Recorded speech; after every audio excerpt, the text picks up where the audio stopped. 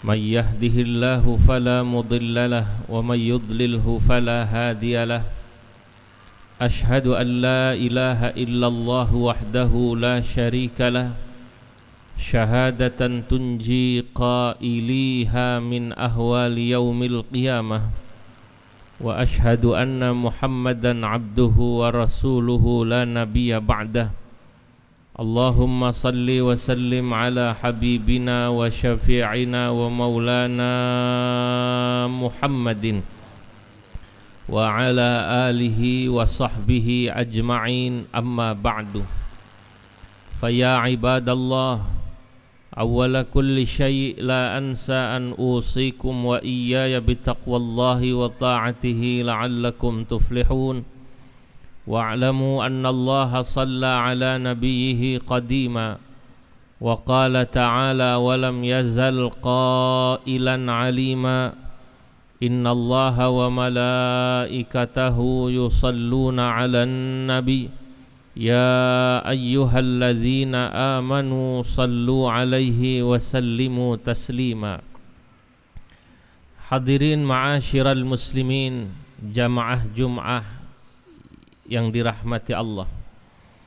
Tiada kata dan bahasa yang pantas teruntai pada pertemuan kita kali ini selain ungkapan syukur yang teramat mendalam kehadirat Allah, Kuasa tunggal pengatur kerajaan langit dan bumi yang kekuasaannya tak berujung dan bertepi.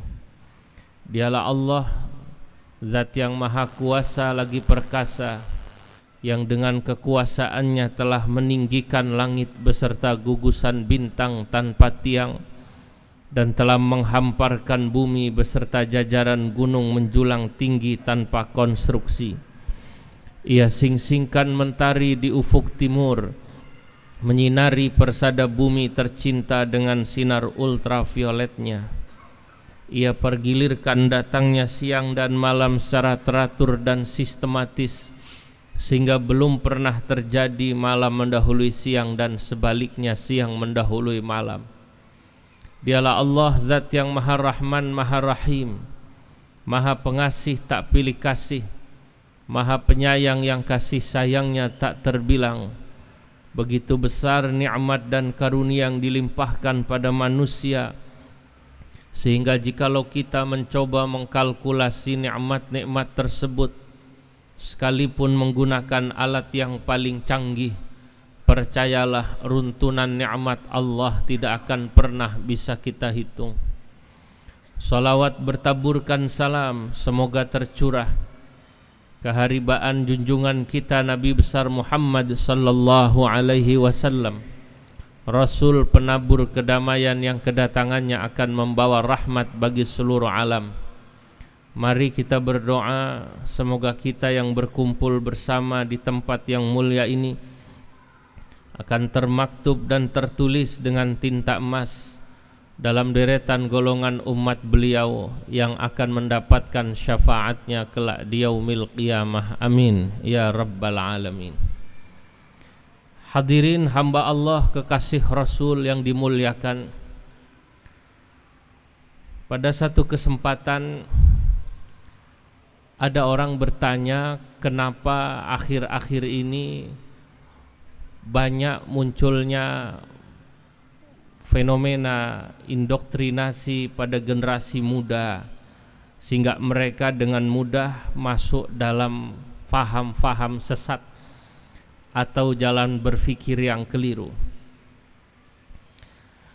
Saudara-saudara, untuk menjawab fenomena indoktrinasi pada generasi muda saat ini, sehingga dalam tempo 1-2 jam pikiran mereka berubah, cara pandang mereka berubah terhadap orang tuanya, bahkan bisa berpikir berbeda, menganggap bisa jadi orang tuanya tak lagi dianggap seiman dengan dia, atau bahkan menganggap orang lain sesama muslim yang sholat bersama dianggap tak lagi sama. Maka jikalau kita ingin menjawab kenapa munculnya fenomena seperti ini, begitu mudahnya orang seperti ini Jawaban sederhananya adalah karena mereka kosong. Mereka tak memiliki wawasan agama yang cukup. Jika orang memiliki wawasan agama yang cukup, maka niscaya tidak mudah ia dipengaruhi atau diindoktrinasi sehingga dia menganggap orang lain yang tidak sefaham dengan dia dianggap kafir, dianggap sesat atau lain sebagainya.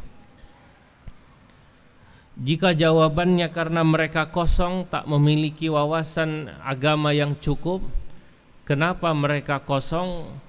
Jawabannya pula adalah karena masyarakat zaman akhir ini kecintaannya pada ilmu agama sangatlah kurang. Saudara-saudara, orang zaman sekarang menganggap ilmu agama ad-din bagian daripada sesuatu yang diambil secukupnya saja.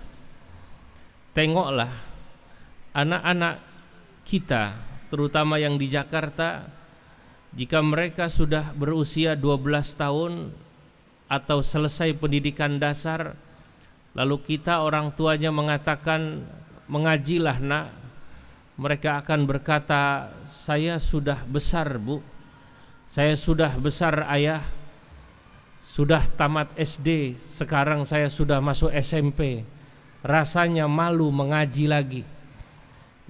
Mengaji dianggap buat orang sekarang, anak-anak sekarang adalah pada saat mereka masih ada di sekolah dasar. Dan yang dianggap mengaji, belajar ilmu agama itu adalah belajar membaca Al-Quran. Padahal memahami agama, saudara-saudara, bukanlah sekedar membaca Al-Quran. Dahulu tahun 70-an, ketika orang tua memiliki anak, maka anak itu oleh orang tuanya akan disuruh belajar agama. Tentu yang paling standar adalah mereka bisa membaca Al-Quran. Tapi tidak cukup anaknya diperintahkan agar bisa membaca Al-Quran. Anaknya diberi pendidikan dasar, fiqih, tauhid, akhlak. Bahkan jikalau usianya sudah bertambah, diberi pelajaran ilmu tafsir, ilmu hadis, bahkan kemudian ilmu tasawuf dan lain sebagainya. Dan remaja-remaja terdahulu, saudara-saudara, mereka haus ilmu. Ba'dal maghrib, ba'dal isya, ba'dal subuh, mereka akan terus mencari muallim-muallim, guru-guru mengaji di surau-surau, di majlis-majlis ta'lim, bahkan di pesantren-pesantren yang ada di sekitar rumahnya. Mereka tidak harus tinggal di pesantren, tapi mereka tetap bisa belajar mengaji bersama para santri di pesantren itu. Tapi lihatlah sekarang bagaimana kondisinya. Kondisi sekarang jelas jauh berbeda. Dahulu banyak anak-anak kita yang tidak usah berangkat ke pesantren, tapi wawasan agamanya cukup. Saat ini anak-anak belajar agama adalah apa yang mereka dapat dari sekolah mereka. Di sekolah, saudara-saudara, anak kita mendapat pelajaran agama 1 minggu hanya 2 jam pelajaran.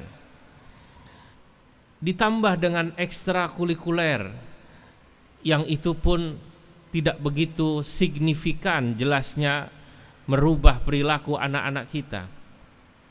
Oleh karenanya, jikalau kita orang tuanya tidak kuat menanamkan agama pada mereka, yang terjadi anak-anak kita adalah menjadi generasi-generasi muda Islam yang kosong akan wawasan agama. Jikalau mereka kosong akan wawasan agama Islam itu sendiri, maka janganlah heran jikalau anak-anak sekarang begitu mudah diindoktrinasi masuk ke dalam faham-faham tertentu. Oleh karenanya, pada kesempatan khutbah yang singkat ini, Al-Faqih ingin mengajak, mari sama-sama kita kembali membuat satu gerakan cinta ilmu, dan itu harus dimulai dari kita para orang tua. Jika kita para orang tua tak memiliki mahabbah terhadap para ulama, cinta pada ilmu agama, bagaimanalah pula anak-anak kita?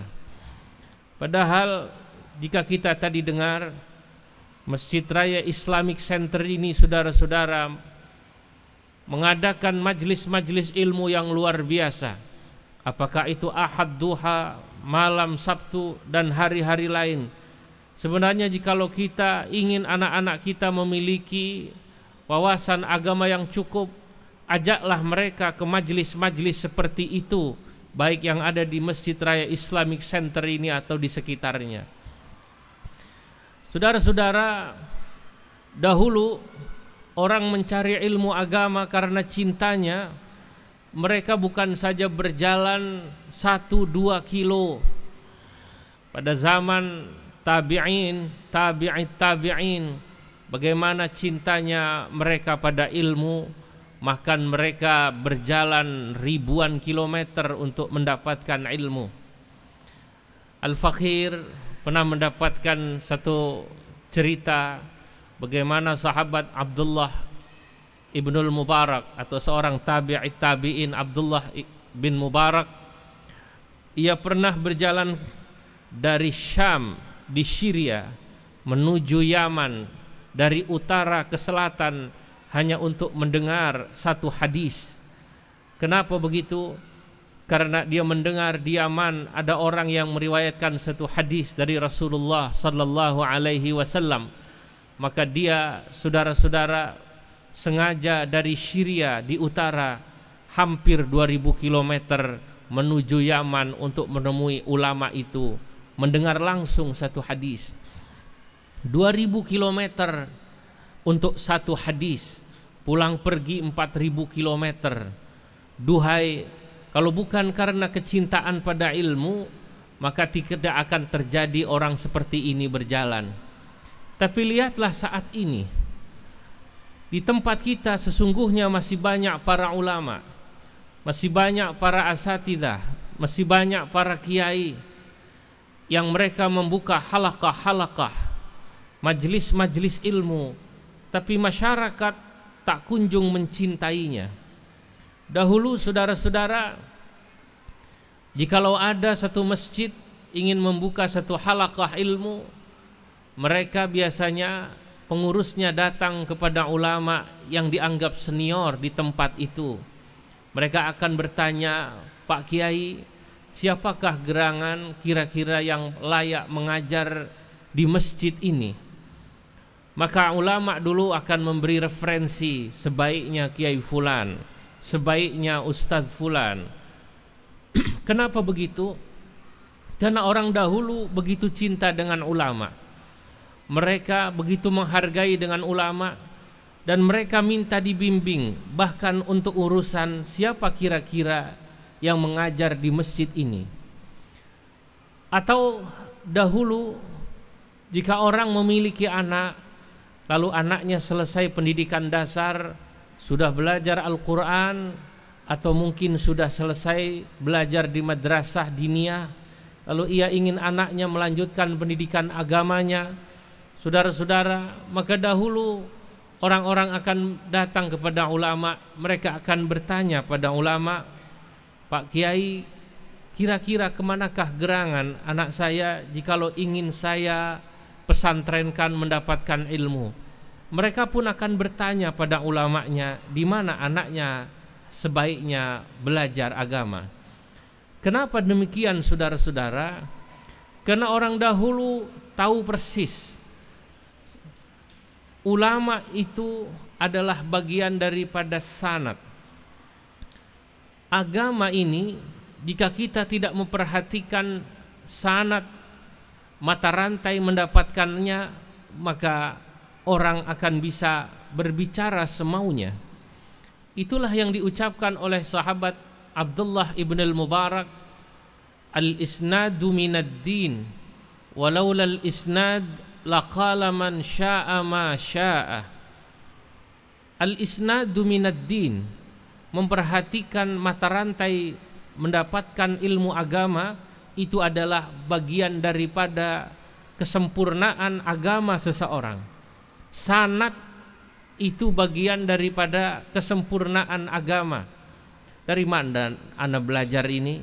Dari mana Anda mendapatkan ilmu ini? Buat orang terdahulu ini adalah sesuatu yang penting. Kenapa saudara-saudara? Sebab kata Abdullah bin Mubarak, atau yang populer dengan nama Ibnul Mubarak, walaulal isnadu laqala man syaa ma syaa. Sebab jika tidak ada yang namanya sanad, tidak ada mata rantai guru murid dari siapa Anda mendapatkannya, laqala man syaa ma syaa, bisa jadi seseorang akan berbicara semaunya tanpa referensi yang jelas, tanpa dasar yang jelas. Dari mana Anda mendapatkan keterangan seperti itu? Saudara-saudara, itulah kenapa akhir-akhir ini kita patutlah prihatin dengan tradisi malasnya kita datang kepada ulama.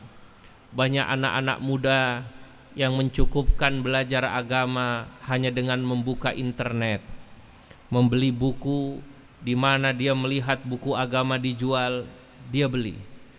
Satu sisi ini hal yang positif. Orang belajar agama, membuka internet, satu sisi positif. Artinya agama dengan mudah dia dapatkan. Dia membeli buku agama dimanapun dijual buku agama itu, satu sisi ini positif pula. Tapi saudara-saudara, mempelajari agama tanpa guru sesuatu yang berbahaya. Jika dia tidak memiliki dasar yang cukup, dikhawatirkan dia hanya akan menyampaikan agama sesuai dengan pemahamannya. Ada orang yang menganggap cukup membahas hukum agama dengan membuka terjemah Al-Quran, membeli buku-buku terjemah hadis, padahal dia tidak faham mana mujmal, mana mubayyan, mana mutlak, mana muqayyad, mana am, mana khas. Yang dalam istilah para ulama ini adalah ilmu dasar yang harus dia fahami. Ayat ini kalimatnya seperti apa? Saudara-saudara, itulah kenapa seorang ulama besar bernama Al-Imam Asy-Syatibi dalam kitabnya Al-Muwafaqat fi Ahkam, beliau menerangkan dulu ilmu itu ada di hati para ulama. Kana al-ilmu fi sudurir rijal. Pada masa Rasulullah, pada masa sahabat, bahkan pada masa tabi'in, orang belajar agama tidak lewat buku. Mereka datang langsung kepada ahlinya, para ulama. Karena memang tidak ada tradisi menulis buku. Di sana yang ada tradisi menghafal. Tapi satu sisi tradisi ini luar biasa. Orang akan mengingat setiap kalimat yang disampaikan oleh seorang guru. Kata per kata diingatnya. Sehingga pada zaman itu orang begitu mengutamakan dhabit sadran, daya hafalnya.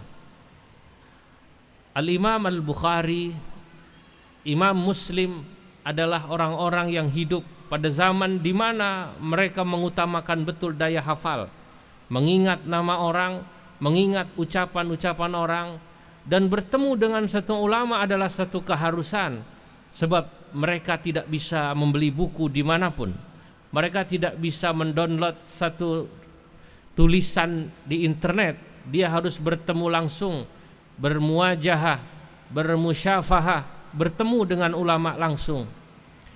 Pada zaman ini saudara-saudara, tradisi ilmu begitu luar biasa.